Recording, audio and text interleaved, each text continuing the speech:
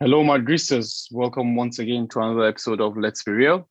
And today we come to you, should I say it's a day of mourning, or I don't know how best to put it. But today we come here, for me at least, like mourning one of the legends of Real Madrid that I've seen live. It's no one other than Carlos Enrique Casemiro. So we actually touched on it briefly a bit yesterday with the voice. So I'll just let Sinead just take us through the process. Yeah, this is basically our first ever live call-in. So we are kind of expecting people to actually, kind of get used to this, because this is going to be a recurring thing we are going to be doing, because it's always been mentioned in the subreddit, especially that we couldn't get people in. And Hoke had, I think, commented that it was mostly down to scheduling and people finding time. But I think this can sort any kind of problems like that out, because now we actually have a platform we could actually debate stuff out whenever the occasion is like perfect. And yeah, big ups to Farouk himself, because this was the thing he sorted out, because going live was always an issue for us, whether it be whether it be a good setup or basically just timing, because time zones have always been a huge barrier for us. Yeah. So yeah, big up Farouk, man. So excited to do this, but on an occasion where we should be, kind of mellow, because this has been something that we never saw coming. Let's be honest, like 2 days ago, I wouldn't call myself being worried at all, because, we were on the high, especially, Alaba scoring that free kick, the Super Cup, how last season ended. Yeah.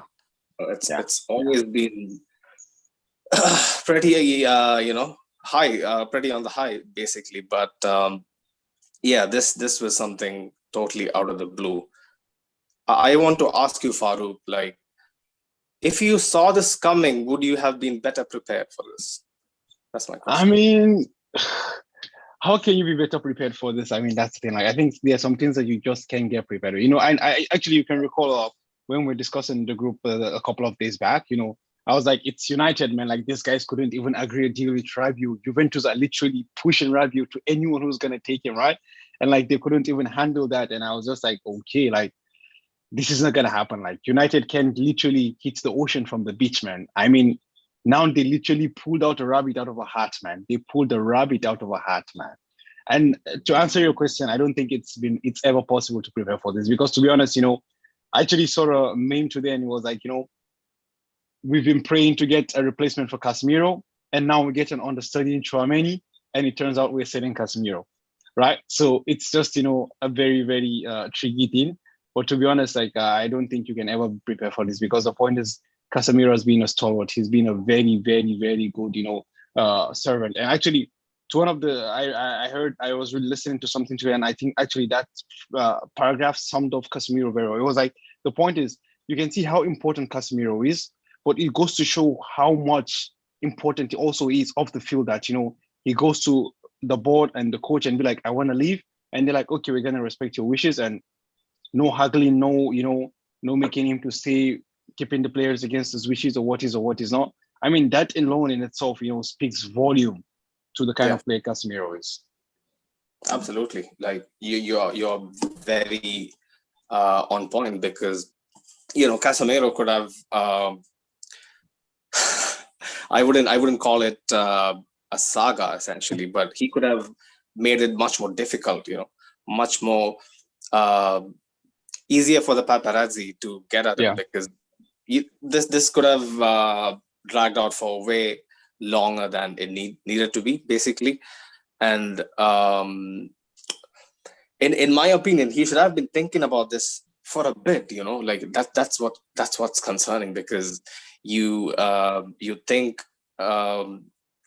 stuff looking on from the outside, but it's like it's kind of mad because like without him actually thinking this through, I wouldn't exactly believe what the popular narrative is, that this was suddenly swayed over because of the insane amounts of money involved. No. Yeah. Money can tempt people, but I don't think Casemiro, and essentially, pragmatically speaking, the position he plays is swayed just because of money. So that could be something that's like cooked up by the media. I need to hear your opinion on that too, Faru. Like, do you think this is premeditated, sort of? Okay, before I give my opinion on this, let me just quickly give some shout outs to some people in the comment. Right. Jack, Adil, and Yedu, we see you, our people. Actually, Jack actually commented first. He was like, he's excited for the live, but he's so sad because Casemiro is leaving. So I guess he's just kind of been in between. Like you just can't say what is. And also Adil here is saying like the transfer will bring the best out of Tchouameni and Camavinga. And Yedu is saying the audio, it's better. So, I mean, he's talking about the technical aspect of it. Yeah, I guess it's so. Yeah. Anyways, yeah. So just to go back to your question, right? I think you're right, to be honest, because I also feel like, it's not just something monetary anymore. It's not just that. And actually, yesterday, Mo was actually alluding to the fact that the purchase of Aurélien Tchouameni actually has created a sort of doubt, or like a sense of doubt in the mind of Casemiro. And it's the kind of thing where we don't even actually give mega contract out to players who are over 30, like case in point Sergio Ramos, case in point Cristiano Ronaldo. So that's the thing. So like the purchase of Tchouameni for about 100 million euros, a very young dynamic player, like future superstar, like a player who's going to go with France to the World Cup, and what is and what is not. I think that created a bit of doubt, and I can actually get the point there, in the sense that coupled with the fact that he's going to United, where they literally have been crying out for a player like Casemiro for the past 10 years, and also obviously everyone wants a pay rise one way or another, you get. So I think just saying that okay, he's getting more money is not that can just itself, like, it's going to be hypocritical to just put that narrative only out there. You have to consider many other factors out there as well, you understand. And to be honest, like, I think it's not about respect or anything, because I think anyone who knows and watches Real Madrid for the past 6, 7, 8, 9 years knows that the respect that Casemiro commands in this team, the way people value him, and everyone knows that he's the one irreplaceable player in the team, or rather he was the one irreplaceable player in the team. Yeah. So I think, I totally agree with you. Like the narrative of just being dollar signs and finance, I really don't buy that as well. And even the timing, you agree with that as well? Like, it was suddenly just came around in 2 days, and he just packed his bags up. So that's the thing, to be honest. I'm not very sure about that, because actually today, I actually was out in town, and so like I was on the metro for a quite interchanging and what is not, and I just kept on thinking, like, the point is that I do feel like something had been happening behind the scenes, but United hadn't just gone in with a concrete offer to these guys. Some preliminary talks had happened maybe a couple of weeks back, maybe even a couple of months back, because like United were more focused on FDJ, like Frankie de Jong, and the fact is that they haven't gotten any feedback or anything from that, and they're just like, okay, like, we need to accelerate some things, and coupled with the results that United had over the past 2 game weeks in the Premier League. So to be honest, I don't think it's something that just happened overnight. I think, like, okay, preliminary talks had happened, but nothing concrete, nothing official. I think just over the past, from beginning of the week, then the talks started to gain traction, and it was, more official. And United, I think, are also in a bit of a desperate situation as well, so they pushed that as well. But to be honest, I actually have a kind of doubt in my mind that this is something that just happened overnight.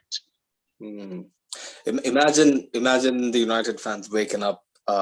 What day is it today? Today is Friday. So imagine them waking up on a very wet, rainy Wednesday, Manchester evening, and suddenly look at all the tabloids mentioning Casemiro, being linked to them.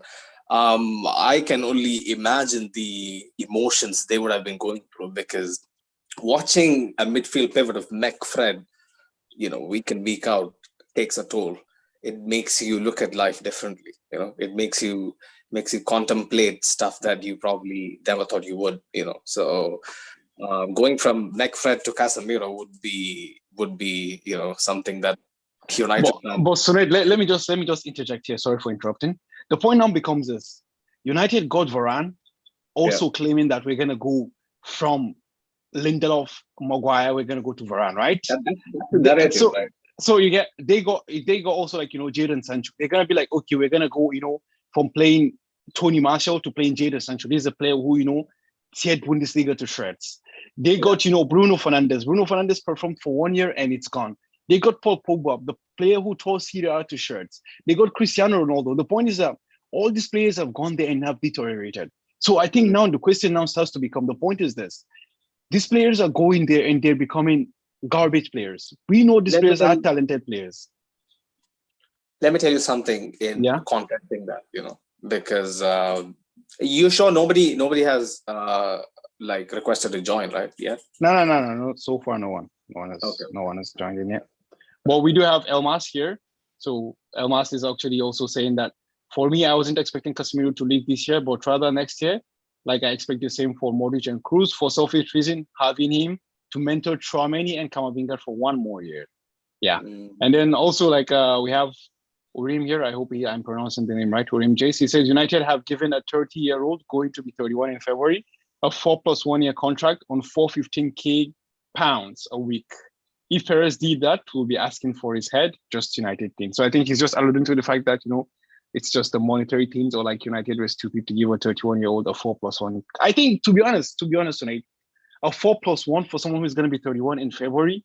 Yeah. I think that was a very. I think on my side, I think that's in my opinion, I think it's a bad contract. Basically securing your future, the next couple of generations. Exactly, because even though now we have modern medicine, players still retire at the age of 35, 36, right? If Casemiro is getting a 4 + 1, he's going to retire at close to 36. The contract is going to end at close to 36. The man can just feel like, yeah, okay, it's okay, and that's enough. You get so he's just literally set for life. Going back to the earlier point that I was trying to put up. So you mentioned all the names that went to United and basically turned to crap, right? So in my opinion, Casemiro will be a harder nut to crack. He has his own shell that won't let the United jinx seep in. I strongly believe that Casemiro's character is not going to be putting up with all the drama at United. I honestly don't think so. Obviously, if you're the only one pulling in one direction and the rest of the United team is in complete disarray, there's nothing you can do. But I strongly believe Casemiro is going to be a change for them. He's going to actually maybe, just maybe, you never know, just maybe turn their midfield into something more resembling. So the point is this, right? I can get 1 player, I can get 2 players, but when you have a first 11 of, Wan-Bissaka was touted to be the next, I don't know, whatever he was going to be. It's so the thing is this, it's not just about the hype anymore, right? That's the thing, right? I actually I also I think when you say stuff multiple times, it exactly. So that becomes something that resembles the truth. So I get exactly that's the thing. When you have even even to the shittiest. To be honest, I don't rate Harry Maguire at all. But the point is, we watch Harry Maguire for France, and the man becomes Primer Maldini, man. Really, that's just the truth. You can't take anything away from when he was at Leicester. We can say, okay, the pressure at Leicester was lesser, but the man's starting a Euro final, man, a World Cup semi-final. So and he's performing. You get the point. That's the thing. You go to the likes of Paul Pogba. We saw Pogba with France, winning the World Cup. We saw Pogba playing with Marquisio, Vidal, and Pirlo, and the guy was a world beater. Doing flamboyant things and what is and what is not.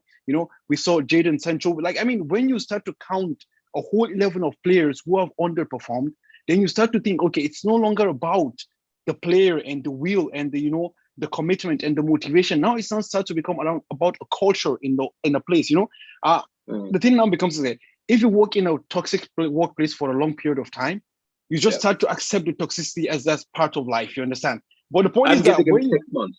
Exactly. That's I totally understand. That's the thing, for me, to be honest, like I'm just okay, Mo is here. It says it's official. Casemiro has left Real Madrid.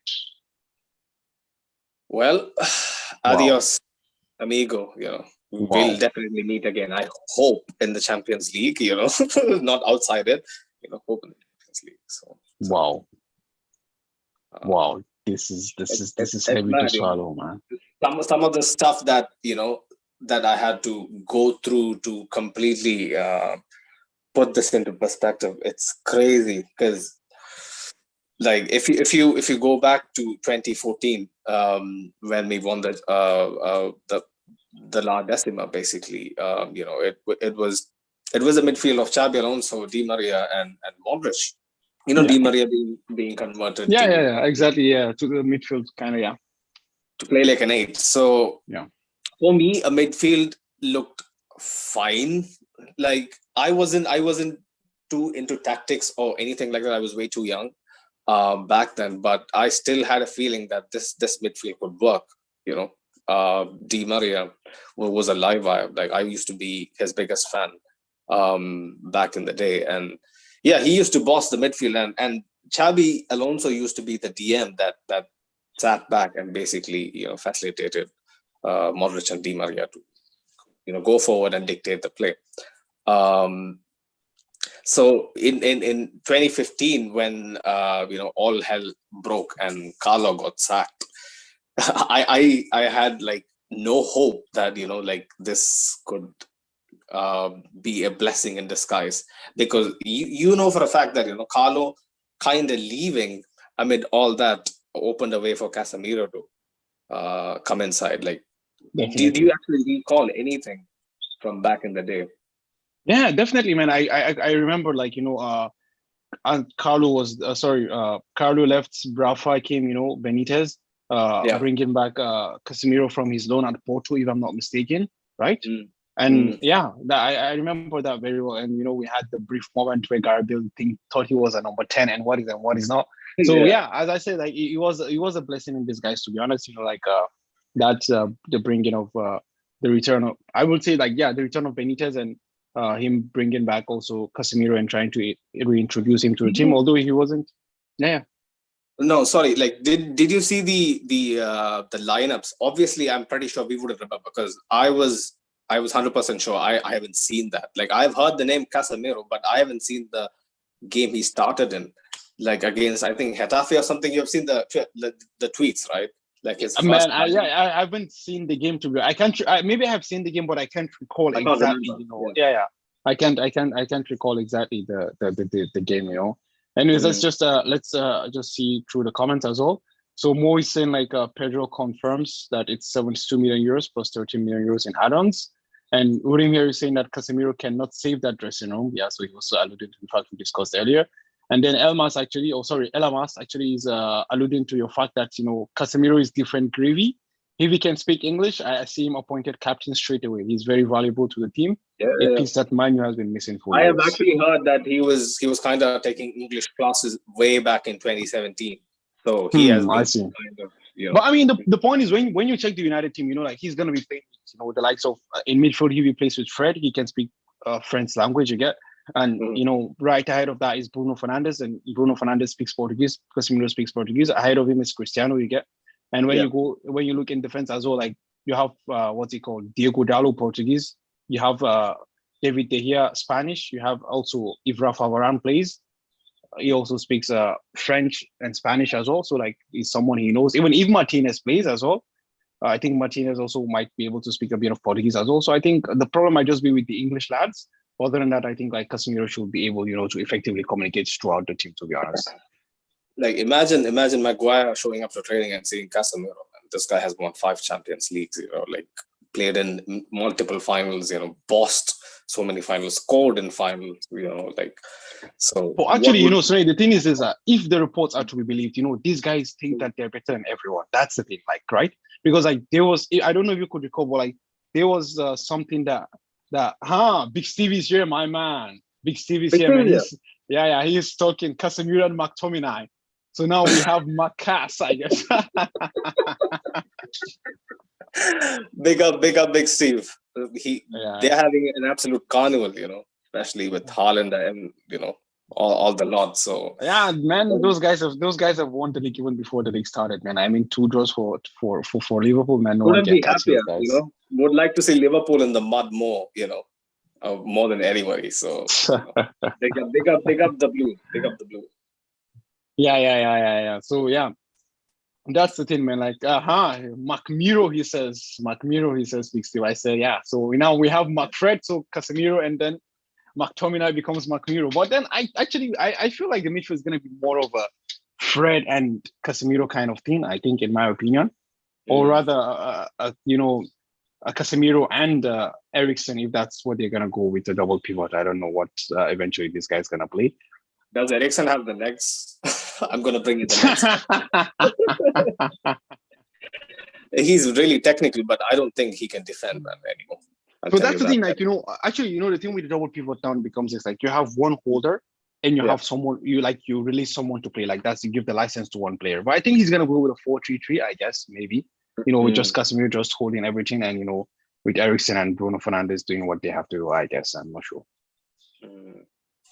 Well, if Steve is still listening, I hope this is all just noise to you. And, you never get intimidated like you got intimidated last season with Ronaldo, So this is nothing. City has, I think, arguably after Casemiro or with Casemiro, one of the best stadiums in the world, right?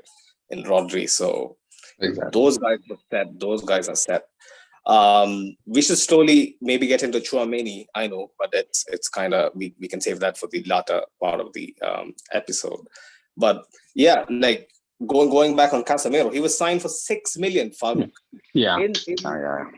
In the modern market, 6 million. Like there have been championship players who've been bought and sold for like 5 million, 3 million, So put that into perspective: 6 million for Casemiro in 2013. I mean, like, how good can it be?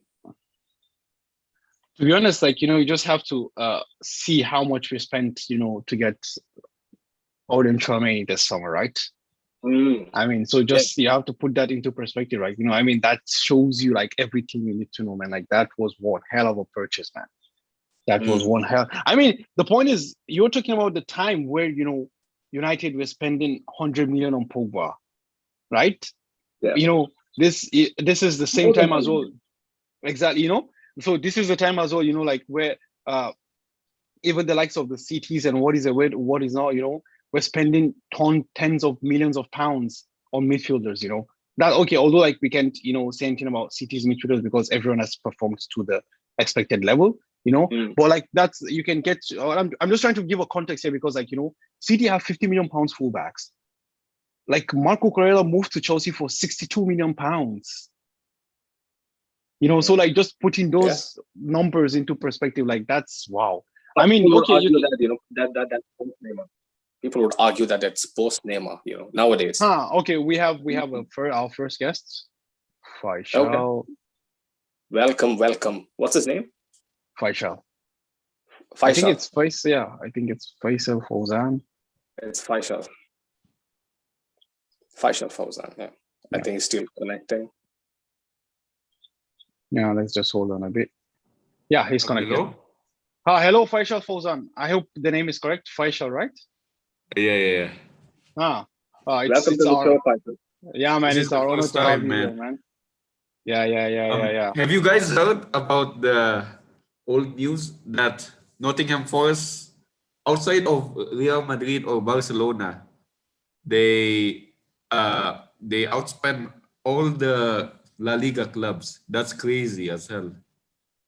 Yeah, exactly. Like I mean, Nottingham. Yeah, they because I saw this morning they spent around 142 million pounds so far. 134 million or something. Actually, I saw this morning was around 142, and they actually bought Gibbs from Wolves for 42 million pounds. Is it Morgan Gibbs White? Exactly, Morgan Gibbs White. Yeah, Gibbs White. He's pretty good. I mean, Sunedi, he might be good, but Nottingham Forest just got promoted to the Premier League for the first time in how many decades, man? They're going to spend big to survive. No, Sunedi, you see. Bro, look at Man United. They're going to try to spend Anthony 80 million plus 20. Yeah. Only Be one of 12 the goals last year. Wow. I mean, just to go back to Faisal's point, I mean, the point is that if these guys are outspending the whole of La Liga, this is a team that's just come back, except for Barca and Real Madrid. They spend more than everyone. I mean, wow. I mean, I don't find it as a sustainable way of, I know, but that's a gamble. Like in this market, you got to gamble. Like Yeah, it's super gambling. only I the gotta go, established clubs guys. take It's it. nice to meet you for the first time. Oh, wait, Yeah. before you go, Faisal, one small question before you go. Sorry about that. Do you Yeah. think Tchouameni can fit right in this season? Yeah, of course. I believe in Ancelotti and Perez plan. Okay. Good luck, Okay. boys. All right. See ya, Thank mate. you very much, Faisal. Have a good one. Nice to have you on. Yeah, that was Faisal. He Yeah. he kept it brisk. So, it was kind of neat. Yeah. So you see people actually believe. Is there someone else coming in? Yeah, I think we might know this person. Who is this? Hello, who are Oh. you, please? Who is this guy, man? Get this guy out. Yeah. Who am I? I don't know, man. I mean, the person kind of sounds familiar, man. I don't know. It's the username seems something like we know something we don't know. Welcome, Mo. Thank you for joining us. It's an honor to have, as they say, Absolute the legend honor. of legend of God. Red. Guys. Yeah. Oh my God, this guy's on. Exactly, man. He had so many commitments a couple hours ago. Bro, Mate, it's just to if you come to my room and look around everything, I've been so busy, but the news is so big, I had to come on. Bravo, hermano. I can understand your emotion. Get at it. Take us through the motions, Mo. What are you feeling? I don't really know what to say. I'm just at a loss for words. The first time I heard that Casemiro might leave Real Madrid, I think it was in Marca, and I think Jose Felix Diaz. This guy, we are always clowning him, but then he comes out, breaks the news, and I was like, yeah, this guy just clowning. No way this is true. But now, like 2 days later, Casemiro has gone to Manchester United. I don't really know what to say. I'm at a complete loss for words. Because this guy, when he came for Castilla, we were pretty excited about him. Casemiro, we didn't really have this tactical, physical, defensive mid that we needed so badly. Yeah. And we had been chasing him since we let go of Makalele. I think Xabi Alonso did a really great job, I think. But, we needed somebody But who he could wasn't a help him pure out. CDM in essence, right? Okay. Xabi Alonso? Yeah. I mean, he was a pretty damn good CDM, right? He was pretty He good was pretty good, damn good, but he wasn't exactly a Casemiro type of he wasn't a destroyer. He was more like, let's say, he was more like the guy you were praising so much right now in Rodri.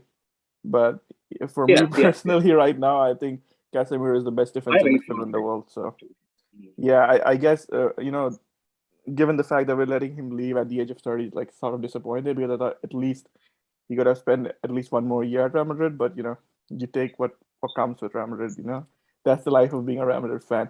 And I guess something that our guest said kind of resonated with me because Nottingham Forest, they spent a lot of money and they're a team that has come up right from the championship.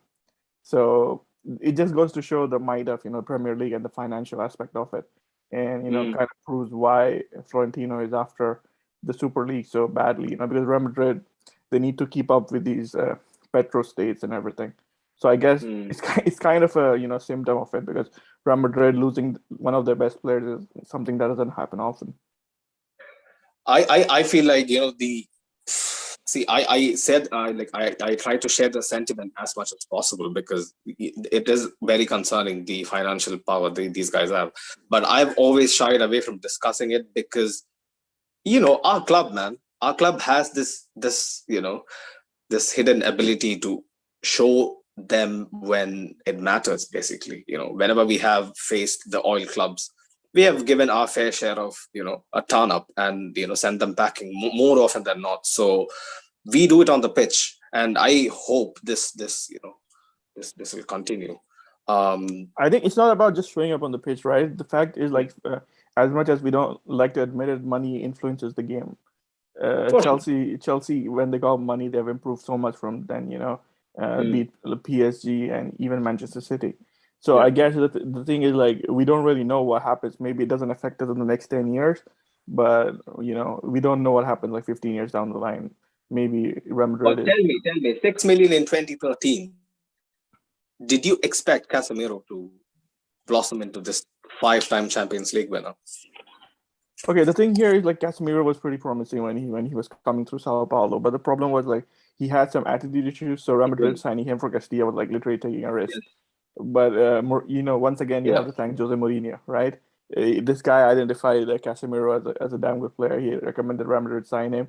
I think 13-14 he could have probably contributed more, but the one game that really stands out for Casemiro is the one against Dortmund. I don't know if you remember that one, but in return, like I guess for Dortmund, like we have won 3-0, but in the return, like we were really struggling, especially in defense. And then Ancelotti brings on Casemiro, and this is the moment that I think the legend of Casemiro for Real Madrid is born, because he completely shuts down Dortmund and ensures the fact that we go on to semi-final. Was it in 13-14? Yeah, it was in 14. I mean 12-13. 13-14. The Decima, La Decima. Okay. Yeah, against Borussia Dortmund in the away leg. Right, the quarterfinals, you mean? Uh-huh. Okay. Perfect. We actually won 3-0 at home, so I guess it was like Real Madrid are going to be comfortable, but we go to Dortmund and we kind of started like conceded 2 goals and we were like pretty lost on defense. Still, he brings on Ancelotti brings on Casemiro, and I guess that was the game that sort of started marking the end of the failed experiment that was bringing Ieramendi to Real Madrid. Yeah, Ieramendi. That name rings a bell for sure. But I just, those things are completely out of my memory. This seems like a lifetime ago, the Borussia Dortmund quarterfinal in the December season. Yeah, I guess Real Madrid were pretty confident, especially going to the Dortmund stadium. I don't want to call out the sponsor's name, but the thing is like Casemiro comes on and we're like all we're wondering who this guy is, like how he plays. All right, we knew some things about him, but he hasn't played much throughout the season, but then he comes through. He plays in this, Champions League quarterfinal. It's a high-intensity game. He puts out a world-class performance. It just goes to show how how good mentally Casemiro is. And I guess that's the aspect of Casemiro that we probably have the big toughest time replacing. That leadership, that mentality. Once Xabi left, I think the 2015 season, right? The 14-15 season when Xabi Alonso was let go to Bayern. That was a perfect opportunity, but I think the loan helped him a lot, right, at Porto. Definitely. Even though we had a gaping hole in CDM, like it was very damaging. I remember, like us not having that presence that Xabi used to emanate. It was missing. But the Porto loan completely transformed him. He started, I think, 40 games or something in that season, if I'm not wrong, and he was instrumental, especially in the Champions League for Porto. If I'm not wrong, he even scored a few. If I'm not wrong, like he even scored a few free kicks for Porto. Exactly, yeah, some free kicks, yeah. Yeah, he has had this long shot. But going back to the fact that I think that season, it was sort of poor planning. Because I wouldn't say poor planning. There was like an unexpected turn of events because Casemiro got loaned out because I don't know. At the start of last season, I think we discussed this, or we may not have. Probably in the subreddit. The thing was like Casemiro isn't pretty good on the ball, and Ancelotti, he likes playing with a defensive mid who's good on the ball. So I guess Ancelotti didn't really rate him that much. I guess that was the reason for his departure to Porto. But the fact is, like, Real Madrid did not expect Xabi Alonso to leave because I think it was only recently that he had renewed contract. And then this opportunity comes up at Bayern because Javi Martinez got injured.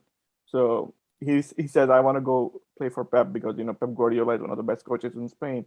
And he wanted to learn some managerial acumen from him. So he goes, and Real Madrid, Real Madrid being Real Madrid, they don't really hold players when they want to leave. So I guess Xabi Alonso leaves, and that sort of left us without a midfield player.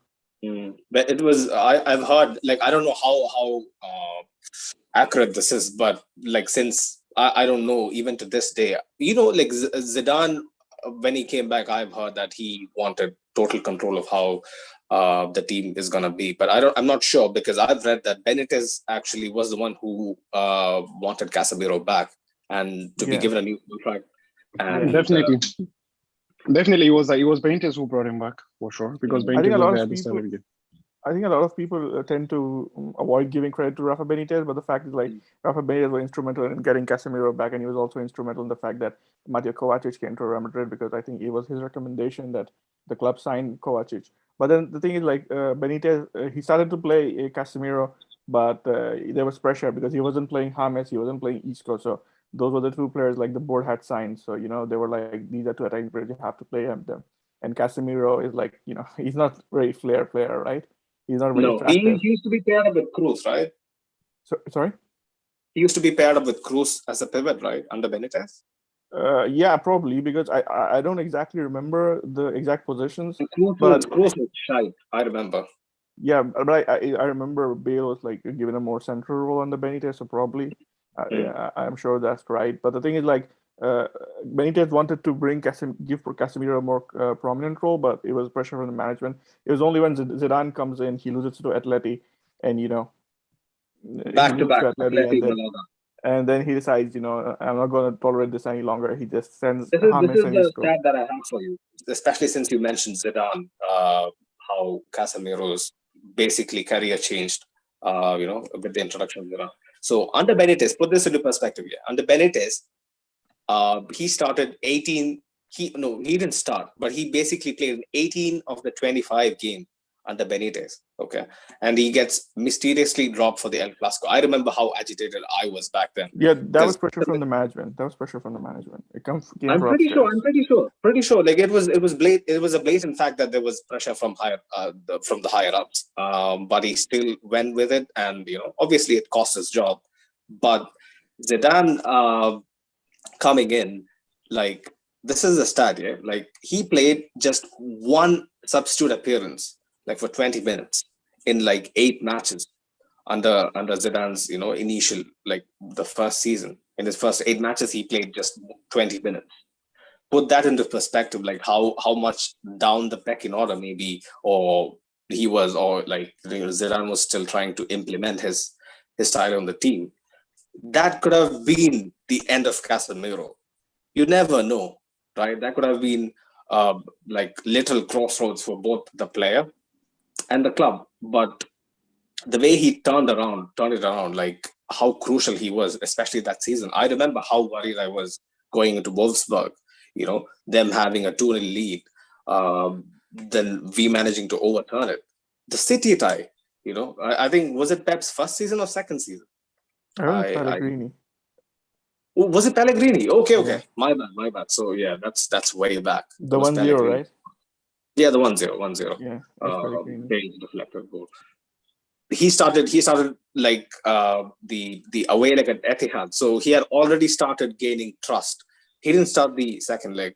And I think it was after the Atleti game that Zidane, sort of like changed his tactics, because I remember we lost, and it was around that time Zidane realized, that the thing with James and Isco wasn't working. So I guess he kind of stumbled upon, his Cruz, Casemiro, and Modric. The Bermuda Triangle, as Carlo Ancelotti put it. Isco was very unbalanced, right? Like, those guys couldn't defend.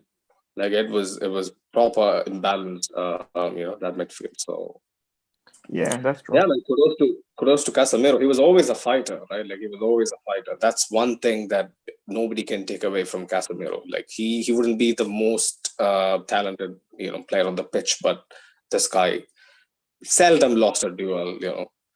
Farouk, just remind us of those master classes against Messi. Against Arsenal. Before I get to that, let's just give a shout out to Not Shut Down. So he's here. He says, "Why am I always late?" Yeah, he was here yesterday as well. Exactly, he was here yesterday as well. So shout out to him. And also, Elamas is saying you could see the energy he came with at such a young age. Just his aura alone demanded respect from his senior teammates. Incredible warrior of a player.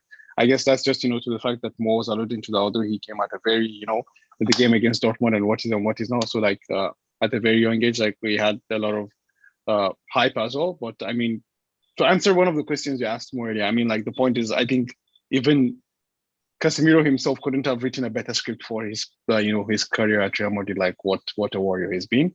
Anyways, moving on. So Urim James is saying, tried calling him, but having Zoom issues. So I'm not sure I think about this exit in the same context as Madrid losing their best players, primarily because we're losing a 30-year-old in the summer. where we've signed a replacement for close to 100 million, a replacement that United and Liverpool also tried for. Furthermore, he says, we beat United to Camavinga as well because the player wanted to join Madrid. So yeah, the Premier League might have stupid money, but that's not an issue per se when it comes to Madrid's success. Well said. Well said. I think while it's a fair point in the short term, in the long term, it's probably not, right? Because given the fact, like, there's a stat that must surprise people. It's like Premier League this year alone stands to make like 7 billion euros in revenue. So you know, when a league is making that much money and you are in La Liga, that's like literally where teams are fighting to stay alive, I guess. Exactly. You know, as the quality of league declines, it's trouble for the teams. You know, in the league, Real Madrid in maybe next 5-10 years are going to be fine, but in 15-20 years, if the situation does not change, we could be looking at a different landscape. Yeah, it's already creeping in. Nobody used to be worried about Chelsea. Now Chelsea's because you know the thing is, like, I never heard that Casemiro had this Premier League dream, and this is the first time I'm actually hearing Casemiro had a Premier League dream where he wanted to play in the Premier League. So let me tell you this. Okay, there's something that I read. Okay, I read recently because I would never know this, but he apparently played 2 big competitions at youth level. You know, at Old Trafford. I think it might be a coincidence, but he has been to England a fair few times in his youth career. So you never know. I mean, you know, there was this comment by Danny Carvajal where he said, like, if ever I have to leave Real Madrid, I might want to go and check out the Premier League. So there's always comments by players that you can look back to, but with Casemiro, I've never heard him say this. And this is the first time that I'm actually hearing that Casemiro had a Premier League. I also recently read that he has been learning English for quite a few years. Like, I mean, people learn languages all the time. It doesn't really mean anything. I don't necessarily imply that he was planning this master mission, you know, for 4 years, but I'm just telling you, like, might be a thing he would have considered probably where Real Madrid thought he wasn't good enough anymore, and then he leaves. Probably not now. Maybe when he's like 32 or 33. Yeah, that's pretty pragmatic, because in football you never know what happens. You know, Eden Hazard, when he made the move to Real Madrid, he didn't think, you know, his injury would destroy him so much. So okay, we have a guest. I'm just gonna let him in. Billy Jose. So we have another guest actually, but we're gonna finish with this and then let the other one in. Okay. Hello, Billy. Can you hear us? Hey, Billy. Billy Joe. Is he connecting or is he just on mute? No, it's connected, but he's... Hey, Billy, you're on mute. Can you unmute yourself? Hello? Okay, hey, hello. How's it going? I'm doing really good. How about you? All good, Billy. All good. Yeah, your 2 cents on Casemiro. Hold on, my mom's calling me. I'll be right back. I gotta get some. Fair enough. You could just let the other guy in since he's waiting. Yeah, you probably let the other person in. Billy can be back, basically. So, have you guys ever heard of Billy the Goat? Hello. Hi. How are you doing? Not enough. Good, man. Good. It's great to have you on. Yes, it's very nice. Yeah. So what's your take on the hot situation, man? Casemiro leaving for United. I don't know, man. It's very controversial. Yeah.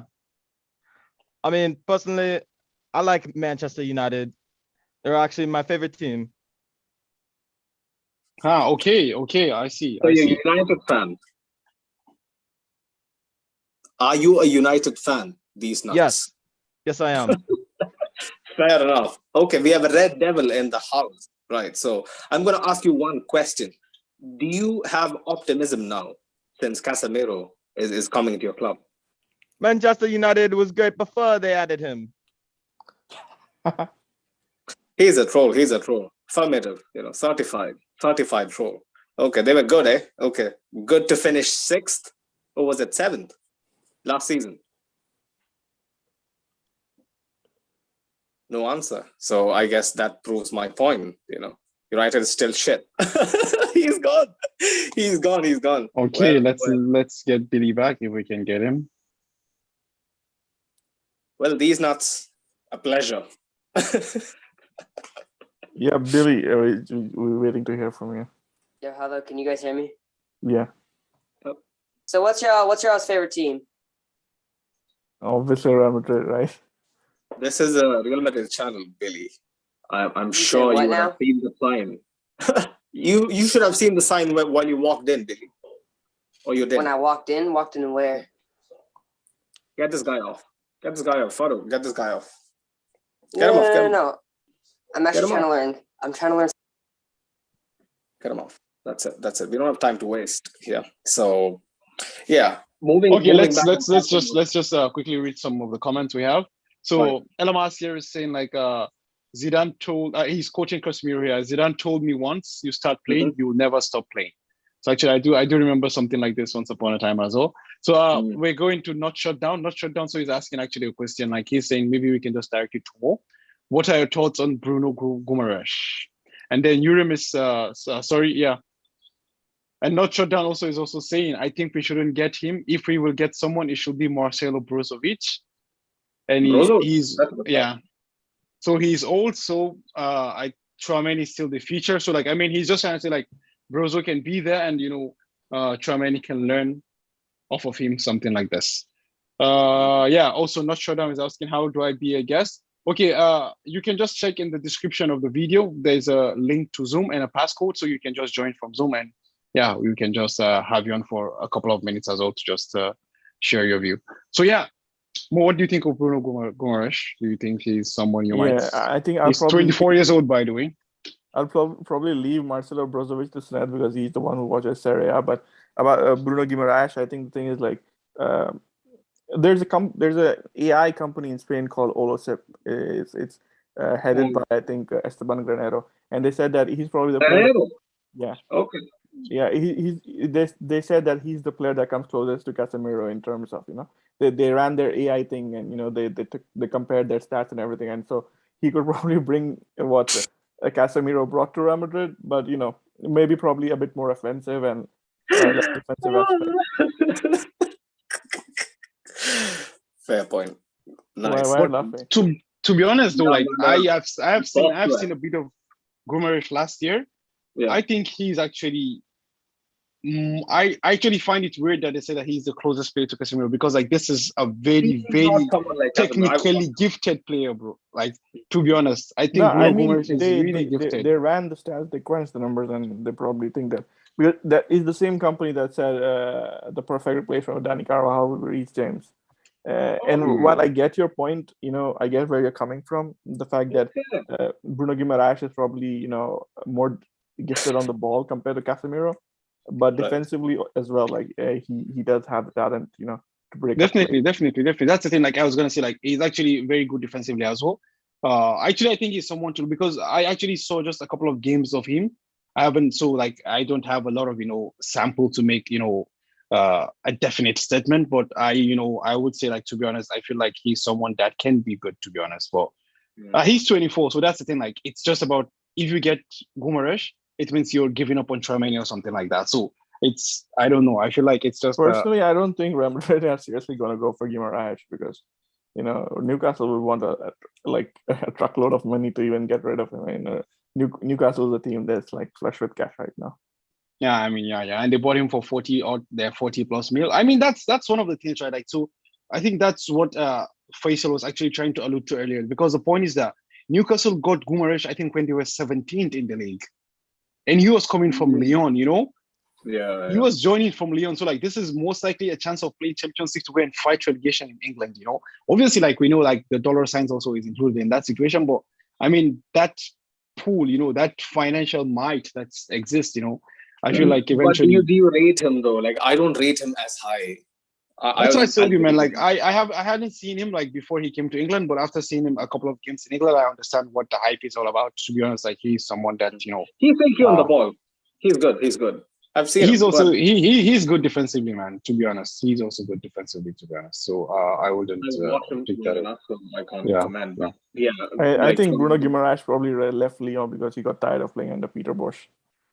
Maybe Peter Bosz has a reputation for just killing people. I mean, playing for Peter Bosch and then going to Newcastle 17th in the league. I mean, I don't know, man. I Eddie actually Howe is kind of well respected. I mean, after rate Eddie Howe Howe a took lot. over Newcastle, especially after the winter window, I think Newcastle were like one of the best teams in the Premier League. Yeah, Actually, I Probably saw they like were I think underachieving they were like the fourth highest getting points or something like that. Well, it's not about underachieving, man. They literally bought a whole new 11, man. So that's the thing. Like They didn't really buy a whole new 11. Come on. They bought a center back, they bought a right back, they bought a left back, they bought a defensive midfielder, they bought a striker. Then what else do you want them to Like buy? how many of them were like regularly playing? All of them. It was Cash. It was Trippier got injured. It was Cash. It was Trippier. Cash, it was he's not at Newcastle. Cash has Aston Villa. So that's it. Like they got him from Aston Villa last year at the January transfer window. No, they got Matt Target. Yes. Oh, sorry, they got Target. Yeah, they got Target from Villa. I forgot. I know they got a fullback from Villa. So they got Target. They got Gumarães. But these guys kept getting injured as well. It wasn't like they were playing every game. So I'm just saying to you, like when you get all these new players into that, so like even that changes. Okay. That This is not a Newcastle podcast. Let's just refrain from that. I was going to actually put up the stop sign, but I fairly understand the points that Farouk was trying to get in. But Bruno Guimaraes, okay, it's hard to pronounce his name. He seems to be good, but you never know. Like I can actually maybe debate that with like once he gets to Real Madrid and he gets better coaching and more pressure, you may see him become a better player. You never know. That's always in the script. But the other target, Marcelo Brozovic, is someone that's fairly experienced, unlike Bruno. Basically, he has played for a team much bigger than Lyon, all respected Lyon, and he has been in the latter stages of the Champions League. Not the Champions League, but Europe. In essence, Champions League has been kind of rough for Inter. But especially in the Serie A, he's not someone that is like not disregarded. Like basically in Italy, they rate him like as one of maybe the top 5 or top 3 midfielders in the league, because he's someone who can defend and attack and basically also dictate the tempo. He's very underrated, but I'm not sure about his age. I'm not sure if he's like over 32 or 31, or is he under? Like if he was under, I would be very happy with it. But since if he's like above 30, like I wouldn't fancy him, especially with Tchouameni waiting in the wings, to break through. He's going to be 30 in November. It's going to be 30 in November. Yeah, too late. It's it should have been maybe a couple or more years ago. Alaba is a freak, People would maybe argue Alaba came in at like 29, 30, but Alaba is different gravy. So, a few more things with Casemiro, since he was Hoke was mentioning this. Okay, I was reading stuff on Casemiro the other day. And I read that he uses this software called Scout, okay, to study opposition and anticipate movements and stuff like that. And, so, which made me realize people don't give him enough credit maybe for his positioning, because he's someone, like I've read, he's someone that from being called as Casa, I wrote it down because it's hard for me to remember Portuguese stuff. Casemiro, right? He went from being called Casemiro among the Brazil camp, the national team camp, to being called Casemiro, a myth. He is indeed a myth. You rarely notice him when he's on the pitch because he makes stuff look invisible at times. He sniffs out danger before it even, starts. So this guy has been underrated for all this while. Look at the outpour of emotion over the past 24 to 48 hours.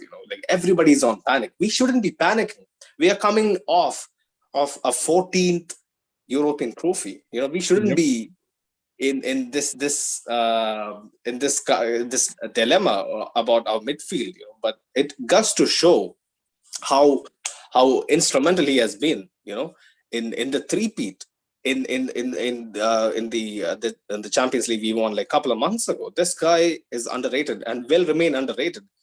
Like, I want to ask both of you, right? Like, is it solely due to the position he plays, or is it just because it's Casemiro? Why do you think people underrate him or overlook? Like, he doesn't get the media or attention from even us, to be frank. So I think that's the thing, right? Like, the players who do the dirty work, right, really gets the recognition. Like, it doesn't matter, like, any kind of, profession you go into, like, in any industry, like, the people who do the cleaning, the dirt, like, because that's it, like, Casemiro is a destroyer, as we talked about earlier, like, right? So that's the thing, like, people just, like, I mean, who's going to buy a newspaper that says, oh, we had 10 tackles and 11 recoveries in the game? No one cares. People care about, oh, wow, what an assist from Luka Modric. Holy God, that was a fantastic finish from Karim Benzema. Like, that's what sells, So, and eventually it's, it's a business eventually, even the journalism as well, and the reporting and what is and what is not. So I feel that's the thing, like, it's not just about, Casemiro as well. It's about the fact that, this is what happened, because it's not just on Casemiro, like, you can go to Sergio B at Barcelona, you can go to even to Xavi Alonso himself, like, I mean, which is one of the most rated, CDMs of all time as well. Like, even he was, you can say to a certain extent underrated. You can even go to in these days as well, like even Rodri for City, Fabinho for Liverpool. These are players who don't get the plaudits at all, but these are players that I would say are the most irreplaceable players, to be honest. Like, these are players that they build the play entirely depends on their performances. To be honest, like, it's just outrageous. And the thing also becomes this, like, what just comes to my mind is the ability of Casemiro to evade getting sent off. Like, the ability of Casemiro to evade the cards and what is underrated.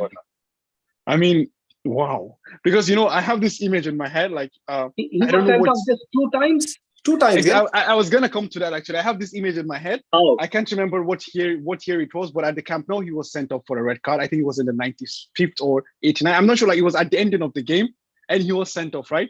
And he just turned and he was smiling and walking off the pitch, like, okay, yeah, we've done what we need to do today. 16, 17. Right? I can't recall what year it was. Yeah. I know, the famous film exactly. It was like, we've done what we need to do today, so man, let's just, let's take a break and go, man. I mean, wow, man. I mean, I remember once upon a time in a game, Casemiro actually tackled the referee. Nothing happened. He's so ruthless, He doesn't. Yeah. Casemiro was ruthless. But going back to your point, you mentioned, Farouk, that he's not exactly someone who would sell papers, right? But 30 was it 31 goals? 31 goals and 29 assists. Is that bad? Is that a bad number for a CDM? He certainly had a knack for goals, right? Like the volley against Juventus, the chip against Sevilla, the final, the goal against Napoli. Exactly, yeah, I was going to go to Napoli that. Napoli was exactly, and actually again, the goal against Napoli also was crucial. Can it get any better? And under Napoli, I remember we were under pressure, right? Like, it wasn't an easy thing. Exactly. Yeah, I think the point now becomes, it's not about just the total numbers and what is. It's because you have to consider the fact that who is this guy playing with? The point is, before the plaudits comes to Casemiro, it will go to Luka Modric, it will go to Toni Kroos. You get the point, right? And even before it gets there, it usually goes to Cristiano Ronaldo, Gareth Bale, Karim Benzema, Isco, these kind of players, even Marcelo, Sergio Ramos. These were the players who were hogging the headlines and what is not. I believe the thing is that if, let's say, for example, I think if he goes to United and performs well, he's gonna get much more plaudits, because why? Like, it's very obvious that United had a problem there for 10 years right now, right? So you're bringing a doctor to remedy the solution. So like, he's gonna be like, they'll be like, oh yeah, the miracle man is here. I think so. I think if he performs well in England, he's gonna get much more recognition than he got at Madrid. I think the aspect of the important fact that Farouk mentioned is the fact that Casemiro's offensive game wasn't that strong, right? Because even when you compare Xabi Alonso and Sergio Busquets, the thing is, like, Sergio Busquets was an integral part of Xavi, Iniesta, and Busquets, and they had a big influence on the offensive side of the game. And Xabi Alonso as well, because I think Xabi Alonso is one of the best passers of the game ball I've ever seen, like, play football. Best long passer in the game ever. Yeah, so I think Casemiro lacked on that aspect, because even last year he was giving away balls around the box. So I guess that is something that takes credit away from him. But overall, I think amongst Real Madrid fans especially, I think Casemiro is pretty well rated because, a lot of people give credit to him for the defensive stability that he brought to this team. Although I think there was some, let's say, not so pleasant comments about him at the start of the season, because we have to accept the fact that statistically, I think Casemiro's performances for the last 2 seasons have been declining, because I think compared to the 19-20 season. So let's see how Real Madrid cope with it. As we got a guy in Tchouameni who I think is probably one of the best midfield prospects. So if Casemiro, if we didn't have Tchouameni and Casemiro had left, Tchouameni is probably the player I would have wanted to replace Casemiro. So we'll see what happens. It's going to be exciting times for Real Madrid. Tchouameni, how big of a task is this? How big of a shoe is it to fill? I mean, it's humongous. He's a 5-time Champions League winner, right? So the task cannot be put into context, I think. I mean, I don't know, man. I don't want to get ahead of myself. I think it's impossible to feel that. Like, it's something that's impossible. I think the style of play has to be altered totally, I think. And I don't know, man. Real Madrid without Casemiro cannot play as Real Madrid played with Casemiro. That's obvious. I mean, the style of play has to be altered totally, because they are not like for like replacements at all. And to be honest, I just feel like it's going to be a baptism of fire for Tchouameni. I don't know if he can cope or crumble under the pressure. I think the interesting game will be tomorrow, because we don't have Cruz either. So it's going to be Modric, Camavinga, and Tchouameni probably on the field alongside Valverde. So I guess that's going to be interesting. Yeah. It's going to be peak tomorrow. Celta Vigo is not an easy place to go. But just going back to a couple of stuff about Casemiro again. This is something I read. Okay, like, I'm not sure. I haven't double checked this, but does he actually have more goals than Luka Modric and Toni Kroos? I wouldn't be surprised if he did. Oh my God! See, because he was at danger on corners, right? Luka Modric and Kroos are that, and Luka Modric and Kroos don't often get into goal scoring positions, whereas I think even then you got to give him credit. He was no slouch in scoring goals. I mean, yeah, definitely. Because especially, I think it was the 2021 season where he was one of our top scorers after Ramos and Benzema, if I'm not wrong. Yeah. So I guess Benzema, like, Zidane played him like higher up, and he had the ability to score important goals with headers and long shots. So I guess it's nothing to be surprised about. Even the defensive stats, like in his peak, he was runaway leader for interceptions. Exactly, recoveries, tackles. Exactly. Yeah. Most of the important stuff. He was far and well ahead of all the competition.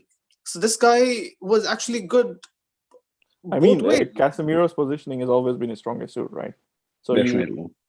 That's the thing that I think Real Madrid will have the most problem replacing, because I'm not sure about how Tchouameni and I'm sure how Tchouameni does. I know Camavinga, he's not really good at defending half spaces, but I want to see one important question. Okay, today's episode wouldn't be complete without this. Okay, hear me out, people. Since Hoke has watched for far long than we have, Farouk and me, I want to ask you. I'm sure you haven't seen Makelele, but at least from what you have known over the years, right, Hoke? Do you think Casemiro has outgrown Makelele's legacy at Real Madrid? I think while Makelele's legacy on the game is like unmatched, Casemiro's legacy at Real Madrid is bigger. Merely given the fact that he was part of the Kroos, Casemiro, Modric, midfield. This midfield is probably one of the best midfields that Real Madrid has ever had. This midfield is the best midfield I've seen play for Real Madrid. Individually, they might not be the best players, but I think together they're the best. Yeah, although I think Luka Modric has a good shot of being the best midfielder to have played for Real Madrid. Best legacy at Real Madrid. As a collective, they were unstoppable. The amount of trophies, the amount of finals they lost, like, it's stuff of dreams. Like in my opinion, they wouldn't be properly appreciated until a few years down the line, and we can basically reflect on how much stability. I mean, what more can we do to appreciate them? It's like we already regard them as the greatest midfield Real Madrid, modern Real Madrid, especially since the turn of the millennium. So but I guess that's high praise. Hit even harder a few years down the line. because we know in football things change, like every season, every month, essentially. But this is, remember, there's always going to be somebody who comes in to break the older records. Not everybody's like Mbappe crying about the fact that, how it doesn't matter if you win with Real Madrid. But the thing is, like, some players, they know that there's a challenge of doing better than what came before them. So that's a very interesting point, because at Real Madrid, like that's why it is one of the toughest places to play, in the whole world, because there are predecessors who are, like maybe when you start out, especially maybe 2 or 3 or 4 times or 10 times better than you. So yeah, that adds to the motivation, and I think that's what helps people settle in so quickly. Especially the really big ones, in our team. Very good point. Okay, very good point. What do you guys think about the price? It's like 70 million plus 15 million. I remember yesterday I posted in the group chat as well. I think there was going to be 70 plus 10. So like, how do you guys feel about the price of Casemiro? So actually, we have a comment here about that. Like Mr. Hassel is saying that 70 plus 50 million euros for Casemiro, amazing business, he says. Yeah. I remember this Mr. Hassel, right? He was in the subreddit, I think, and he said he would sell Casemiro for 60 million euros. So I guess Madrid have overachieved because we were almost getting like 85 million. So although like some of the add-ons are based on trophies, so I'm not sure we'll get that money.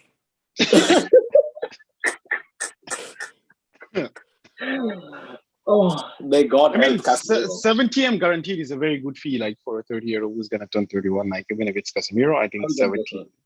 Yeah, exactly. 70 million guaranteed is a really, really good fee to it's good, because I used to pull my hair out, thinking Hazard for fucking 100 million when he's like 29. What the fuck? Yeah. But Casemiro, in hindsight now, for 70, big W. And you also have to remember the fact that Casemiro for 100 million was pre-pandemic. After pandemic, there has been a correction in the market. Yeah. So. True. Yeah. Valid point. But even then, I wouldn't pay 100 million for Hazard any day. Well, I'll just I mean, hindsight is 2020, right? You can always say in hindsight, "Oh, I wouldn't pay this much money," but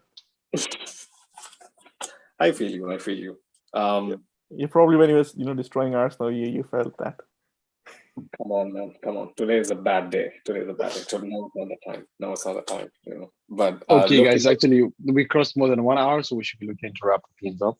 Yeah. A couple of things before we actually wrap it up. I wanted to bring up. So we have one comment here. Sorry, just. It's not shut down. It says, I just protect the fact that Casemiro will leave. Crying emoji. Good luck, legend. KCM will never be forgotten. Facts. Yeah. It's still hard to, to digest, right? Yeah, I get that. I never saw this coming because I always thought it would be Modric who would be, hanging up his boots first, and then Cruz, and then Casemiro. So this completely kind of reverse Uno from Casemiro, and a blind one. I didn't expect Casemiro to be the first one to leave the other. Yeah, exactly right. Exactly. Yeah, but Luka Modric has tweeted like, "What a journey!" I guess it has been what a journey. So Mo, do you have any idea about the structure of the deal? Like someone in the chat is not sure. It says, "What's the structure of the add-ons?" Mr. Also says, "I don't know," but either way, it's a good deal. I think some of it is like based on performances, and like some of it is based on trophies. So, like I said, performances based bonus, we can be reasonably, sure that we'll get them. Yeah. But the trophies, probably goodbye. You're not getting it. Okay. This one I wanted to bring up earlier. I couldn't find it. Okay, so I read this right online. So in league games, out of the major stats for defensive, in defensive areas, in the top 5 leagues last season, Casemiro was better than Tchouameni in only clearances per game. In every other stat, Tchouameni was better. Although in a fairly lesser competitive league, which is the Liga, what do you guys think about it? I think the fact of the matter is like Casemiro, you have to admit the fact that for the past 2 seasons, Casemiro has been declining and his performances in like regular games weren't that great, but it was like the big games where he really stepped up. So I guess, like I said at the start of the show, like, the thing is, Real Madrid are going to miss Casemiro from a mentality and leadership point more than, his actual, like, let's say because I think Tchouameni maybe Tchouameni had a bad first game, but I think with time and with playing time, he will improve and probably he'll mop up some of the deficiencies, but it's the big game performances that are the big question mark for me. So you're saying the stat basically is a comparison between Tchouameni and not the prime Casemiro, right? I don't think like prime Casemiro is not like the Casemiro of last season. Although in the finals he was like damn good, and even in the Super Cup he was pretty good. The thing is, like, you have to consider the fact that Tchouameni is a pretty good player. But then Tchouameni is also not a complete Casemiro-like player. He has his own qualities, and I think his own qualities that he would bring to Real Madrid. Right. Since we're kind of wrapping this up, you had mentioned to me we would be moving in not for another midfielder, but for any other position. What do you think, Hoki? This is a rumor, right? This isn't like right. Okay, so 100%. Can I just add something before you guys go there? So we have a comment actually about this. So like Notre Dame saying like we need a Benzema backup. Mayoral would have been a good option, but who would you recommend? So he's asking the panel who they recommend, or is Hazard a good option? And if we could get Silva from Man City, saying Bernardo Silva, and play Tchouameni, Kroos, and Alaba as a mid CDM option. That was a good shout. Good shout. But then getting Bernardo Silva from City is almost impossible. I think it's just a dream, I guess. I don't think it's gonna be. If we want Bernardo Silva, I don't think it's going to be a problem because City isn't somebody who would hold players back. But the thing is that I don't really think there's much interest from Real Madrid in Bernardo right now. To the question that I think Suned asked, I think it was Mario Cortegano who reported earlier today the fact that Real Madrid have already started making calls to multiple players that they are interested in to see if there's a deal possible. And he said that it is not sure that it will be a midfielder who comes in. As for the Benzema replacement, I've always liked one player is Guiri of OGC Nice. So I think that guy is probably the one I would want as a Benzema backup. But I'm sure the club has better scouting network than me, and so they have a better idea of who. I mean, Guiri will be tough to do. No, I don't think it's happening. No, I think Guiri already has a price tag. He's available for 40 million if anybody wants him. And I think Nice is also for 40 million. Yeah, and Nice is also interested in bringing in Cavani. I read it was north of 60 or 80. You're saying 40 million? Yeah? It's 40 million. That'll be good. That'll be good business. And I think Nice was today exploring the ability to bring in Edinson Cavani, and they already have two other forwards in Andy Delors and Kasper Dolberg. So Dolberg, yeah.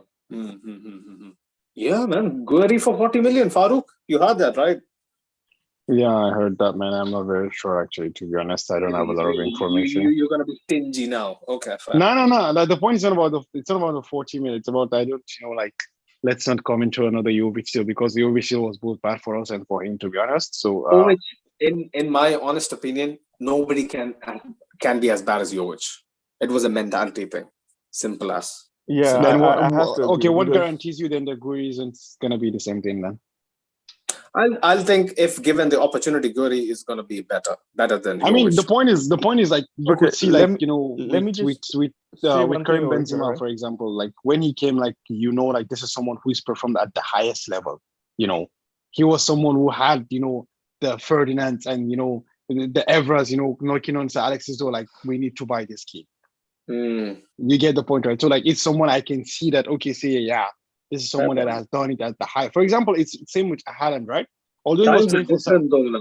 Like Hoki mentioned earlier, it's hard to get that caliber players for related. No. I mean that's the thing. The point is Haaland was there, right? So that's the thing. There are players like that, who are Benzema, Haaland wasn't happening. What to do? Haaland wasn't the priority. That's the thing. That's the thing. So I think there are two things to remember here. The first thing is Luka Jovic already had a history of attitude issues because he went to Benfica and he kind of flopped there. and then he went to Frankfurt. He revived his career there. And I think when he signed for Real Madrid, a lot of us already had doubts about his attitude, despite the fact that there was a big contingent of people who wanted Jovic to start over Benzema. They look stupid right now. I wasn't one of them, but yeah. Yeah. So, and the second thing is, like, although Guiri hasn't really played at the Champions League level, you have to consider the fact that he's one of the best goal scorers that France have ever had at the under 21 level. Because even today, with France under 21, he's like scoring a goal a game, and he's playing with. I've seen a couple of plays of Guiri. Like, he's super intelligent on the ball, man. Like, and I think when people say, go on. When Benzema came to Real Madrid, Benzema, I think, didn't really have any support. But with Guiri coming right now, I think having Benzema already, somebody who's come together with him, like who came at Lyon, so probably he's a reference for Guiri as well. So I guess there's going to be a support system with Camavinga as well.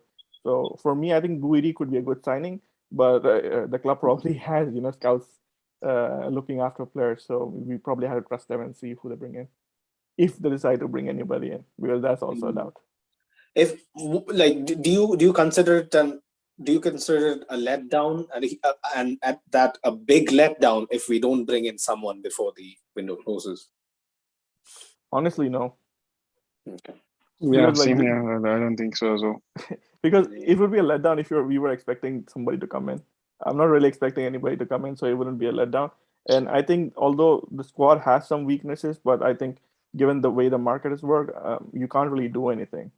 Maybe you go for Guiri for 40 million, buy him and see if it works out. But the thing is, like, the club has to decide in its scouting if it thinks that Guiri has the potential to do it. Because right now the messaging is like they're not going to go for players like Jovic again, who probably turn out to be expensive flops.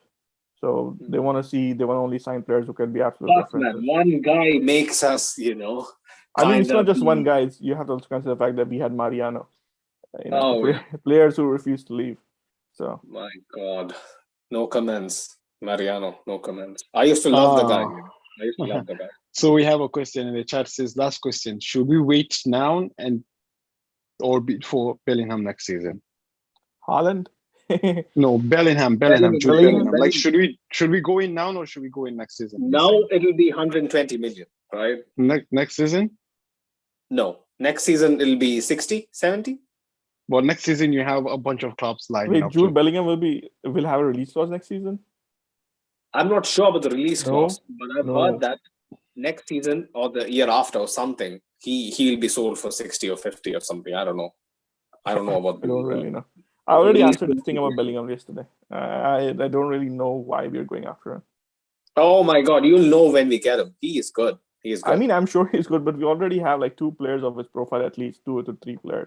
We need a player who's probably more like, more active in the final third. Then, so more of a 10. The fact that we have Valverde, Camavinga, and Tchouameni, so probably need a player who's more, active in the final third, especially around zone 10. But just in my opinion, okay, this is my opinion, and just take it with a grain of salt. Like, in my opinion, we need to have at least good 6 players in midfield all throughout the season. Especially for a big team like us, it's better to have 6 very, very good midfielders. It'll only help us, in my opinion. Keeping 6 midfielders this is not like, I hate to use this term, but I don't think this is FIFA. Get out. You can't really keep 6 players happy. You can't. But City have that though. No, Liverpool have that. I mean, City, they kind of rotate a lot, and they're already playing with wide midfielders instead of wingers. So they adapted the tactics to fit everybody in. I don't really know if Real Madrid are going to do that. If Liverpool play that as well, right? Liverpool have 6 midfielders there as well. No. I mean, Piera, Fabinho, second midfielder. Like, Liverpool have 6 midfielders. Yeah. Are they the quality to be starters at big clubs? No, not essentially. But bro, let me just believe this. If we I do not disagree with the fact that Jude Bellingham is a great player. I agree with you on that. I'm not questioning that. But what I'm saying is, like, we already have Valverde. We already have goal scoring midfielders right now. That is the reality. Right? That is the reality. We should accept it. Like, goal scoring midfielders in this age, in my opinion, is a dying breed. Like, how many can you name who's prolific? KDB?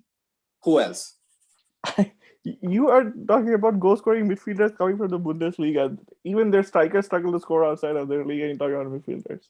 No, I'm just asking you, bro, because you told me I need someone who's much more active in the final third, Final third, as in more creative, as you know. which implies more moments, right? That's your point. Yeah, I said somebody who's more creative, you know, especially around the zone 14 area of the box. That's the area that Real Madrid need players who can play there, you know, more creativity. Who has direct involvements in goals, right? Who has the ability to play the final pass. Which is, I mean, the point is, Jude Bellingham plays the final pass. I mean, if City wins the league across the next 2 seasons, Phil Foden can be available. I don't think. I don't know. When if we do ifs and buts, we're gonna end up with everybody. I mean, Foden can be available. I think that could be someone, to be honest. I mean, if you're doing ifs and buts, Real Madrid have a clause, you know, on Martin Odegaard. Maybe they want to bring him back. So, you know, if we sit and do ifs and buts, we can pretty much count. No, I mean, I think the ship has sailed for Martin Odegaard. Like it is what it is. Like Florentino Perez in one of the AGM said the chapter for Odegaard isn't closed at Real Madrid after he left. I don't know about that. I like him, but you know, like what Hoke said, like he's more of the final third guy who is in and around the box, and for me, he doesn't have enough goal involvements for the talent he has. So, yeah, in my opinion, it's a dying breed. Players who are very active in the final third, especially midfielders. You know. But yeah, I think we should wrap this up slowly. Like before that, since it's Casemiro and his farewell, you know, in essence. His farewell is on Monday, by the way, August 22nd. Oh yeah, the official farewell. But this is our farewell, right, for Casemiro, because my heart can't take any mention of him past this, right, this live, because I'm pretty sure tomorrow's post-match live, we wouldn't be talking about him, and we shouldn't be, you know. He should be happy, and I hope on a personal level he gets you know, the adulation probably he didn't get with us, you know, with all the Premier League hype, and probably they'll now know Yaya Toure, you know. I feel bad for Casemiro because he's going to the Premier League and he's gonna have to, you know, settle for the likes of TalkSport talking bullshit about him. So it would be funny. You know, they're discussing if Casemiro can handle the Premier League. I mean, this is the guy who won the Champions League 5 times. For sure, he can handle the Champions. I mean, that's. I mean, they're very valid in the sense that because the point is, we've seen with Rafael Varane and he couldn't do shit. We've seen with Andriy Shevchenko. And Rafael Varane was injured. Whenever he played, he was United's best defender. Yeah. And then how do you rate Andriy Shevchenko? Lisandro Martinez, right? That's his name? Yeah, Lisandro Martinez. Yeah, and the guy gets out muscled for a corner. And then he brings on Varane to replace this guy, and again, United's defense improves. So, I mean, I kind of like... I think United defense didn't improve with Varane. Actually, Brentford stopped trying, actually. I was watching a couple of...